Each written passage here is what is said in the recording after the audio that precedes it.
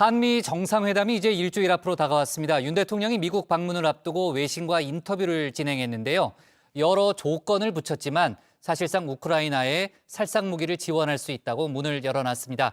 미국에서 유출된 기밀 문서와 관련된 내용이기도 해서 이 부분까지 포함해서 정치권에서는 논란도 일어나고 있는데요.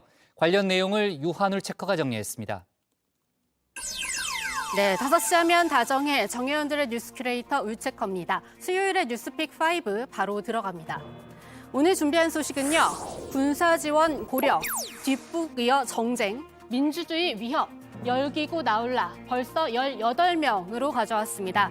예전에는 너 혈액형이 뭐야 이렇게 물어봤다면 요즘은 너 MBTI가 뭐야 이렇게 묻는 세상입니다. 우리 류민지 실장은 어떻게 물어볼지 궁금한데요. 보통 마지막이 P냐 J냐는 계획성으로 판가름 나고는 하죠. 예를 들어 여행을 떠날 때 될 대로 되라 하면서 가면 P, 철저히 계획을 짜고 가면 J라고 합니다. 그렇다면 여기서 윤석열 대통령의 MBTI는 뭘까요?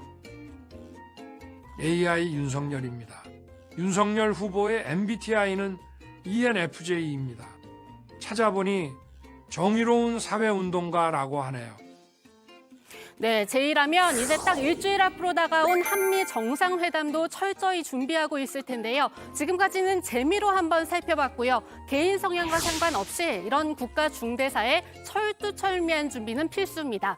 정상회담에서 상대방에게 내밀 패를 착실히 준비해야 하고요. 패 중 일부는 외신과의 인터뷰에서 미리 공개하면서 양국의 여론도 살펴야 하죠. 그래서 윤 대통령도 오늘 패를 공개했습니다. 로이터 통신과의 인터뷰에서입니다.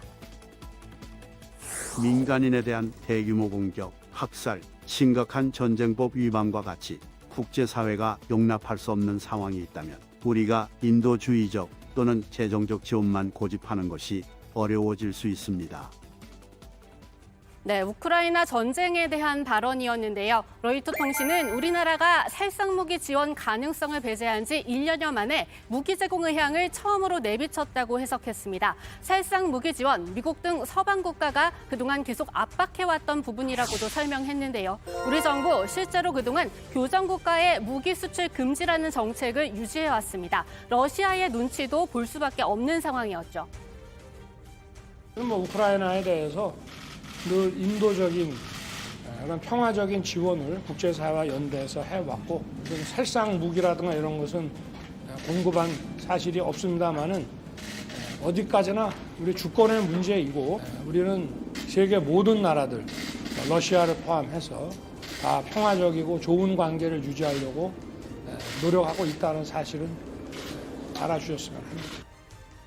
네, 윤 대통령이 오늘 직접 정책 변화 가능성을 공식화한 셈입니다. 여기에 대한 의견도 분분한데요. 들어가서 살펴보도록 하고요. 그렇다면 여기서 떠오르는 게 있습니다. 바로 미국의 도청 논란입니다. 온라인상에 유출된 문건에서 이문희 전 외교비서관이 말했다고 한 내용과 상당 부분 겹칩니다.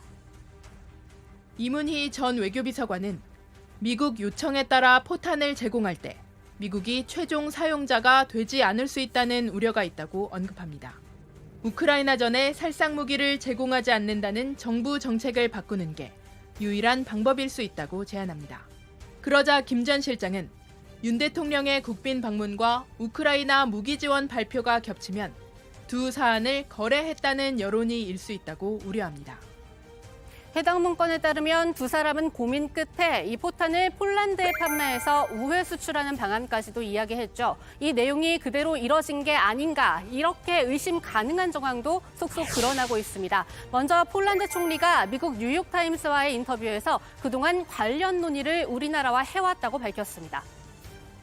그런데 마테우시 모라비에츠키 폴란드 총리가 뉴욕타임스와의 인터뷰에서 그동안 한국과 함께 무기와 포탄 조달을 논의했다고 말했습니다. 한국이 포탄을 대량으로 보유하고 있어 도움이 될 수 있다고도 했습니다. 폴란드 총리는 또 포탄 지원과 관련해 한국은 러시아와 중국의 반응을 두려워한다며 바이든 미 대통령이 나서야 한다고 주장했습니다. 여기에 우리나라의 한 언론은 이것 역시 이 해당 문건 내용처럼 155mm 포탄이 지난달부터 해외로 반출된 것으로 보이는 현장을 포착해서 보도하기도 했는데요. 민주당은 이 보도를 근거로 윤 대통령에게 직접 해명하라고 공세를 펼치고 있습니다. 도청된 기밀 정보에 따르면 이 사실이 점점 확인되어 가는 것 같습니다. 우크라이나로 이들 포탄이 유입됐을 가능성을 배제하기 어렵습니다. 만일 이게 사실이라면 우리 국익과 안보에 중대한 위협이 아닐 수가 없습니다. 특히 정부가 국제사회와 우리 국민에게 거짓말을 했다는 비판도 피하기 어려울 것입니다.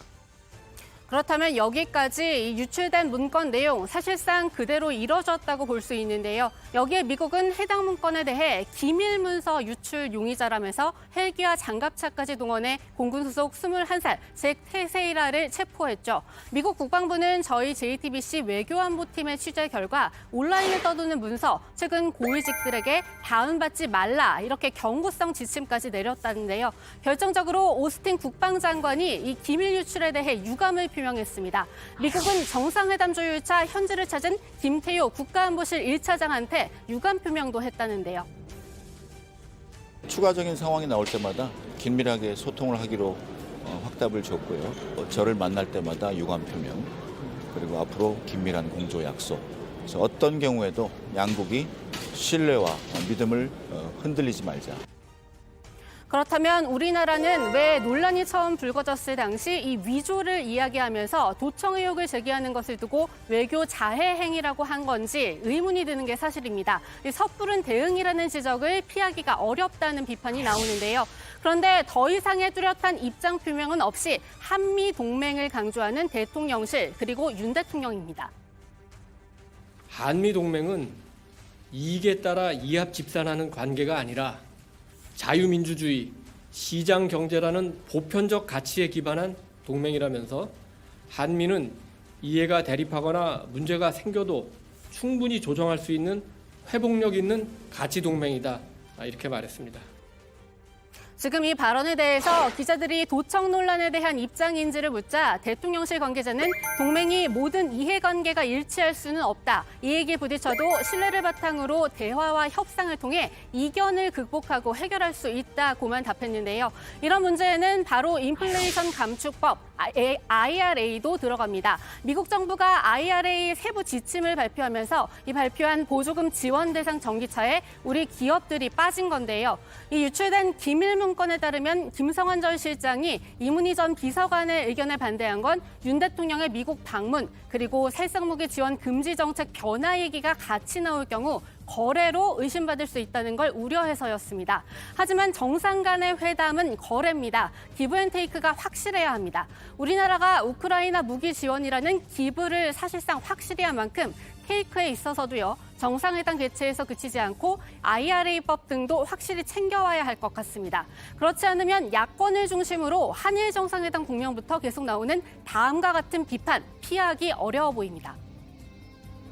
무조건 일본이 원하는 대로 해주면 그것이 우리 국익이다. 미국이 원하는 대로 가면 그것이 우리의 국익이라고 하는 그런 관점인 것 같은데요. 예. 아니지 않습니까? 어떻게 일본이 원하는 대로 가는 것이 우리의 국익입니까? 그리고 한미일 동맹으로 가는 것이 우리의 국익이라고 믿는 것 같은데요.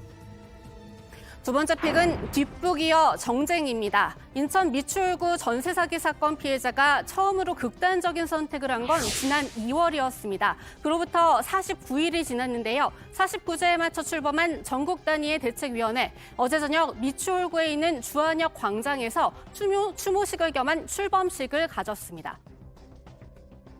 제도가 잘못돼서 발생한 사회적 재난입니다. 사적인 거래 아닙니다. 사인의 거래 아닙니다.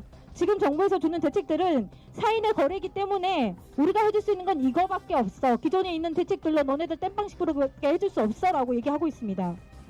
인정해야 합니다. 이렇게 많은 피해자가 나왔잖아요.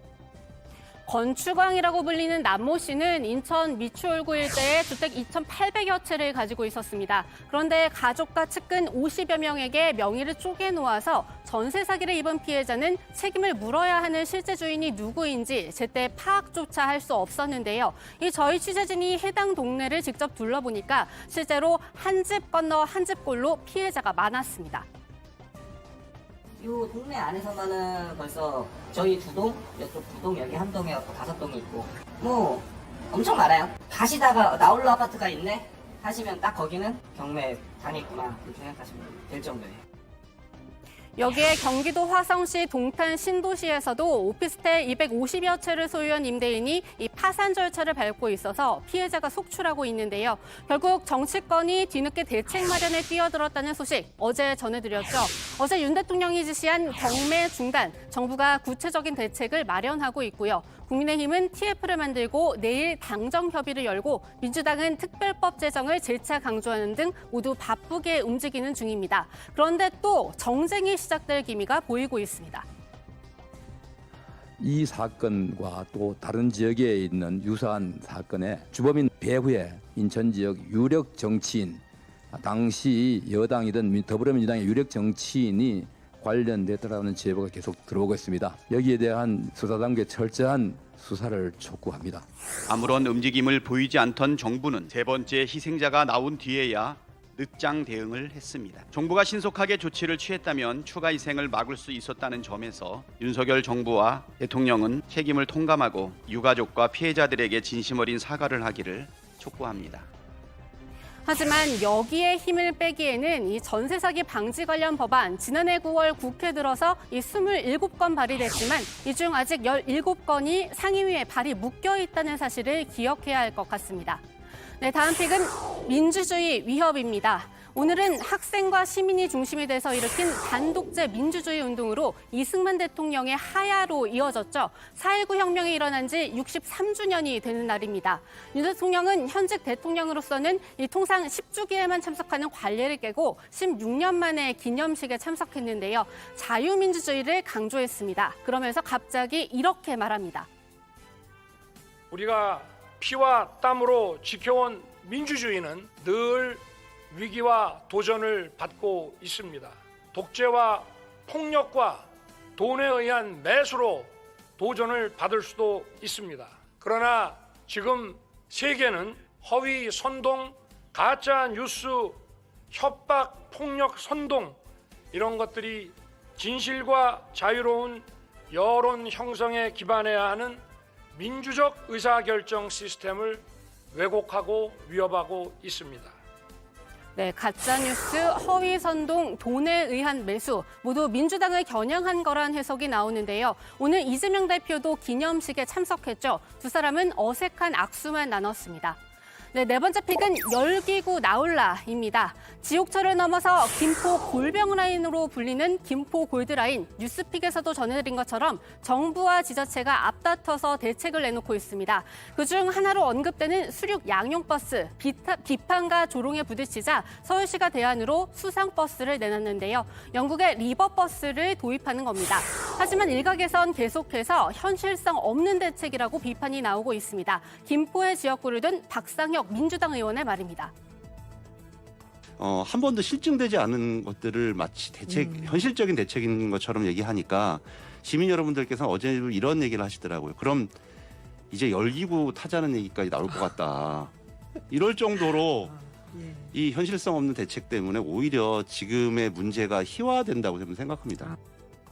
네, 오늘의 마지막 픽 벌써 18명입니다. 엠폭스 지난 7일 국내 6번째 확진자가 나온 뒤 오늘까지 벌써 18명이 걸렸습니다. 계속 해외 유입 없이 국내에서 감염되고 있는데요. 질병청은 고위험 시설 또는 모바일 앱 등을 통한 익명의 사람과의 밀접 접촉에 의한 걸로 추정된다면서 주의를 당부했습니다. 이 신속한 병상 배정을 위해 17개 시도에 치료 병상을 지정해 운영한다고도 밝혔습니다.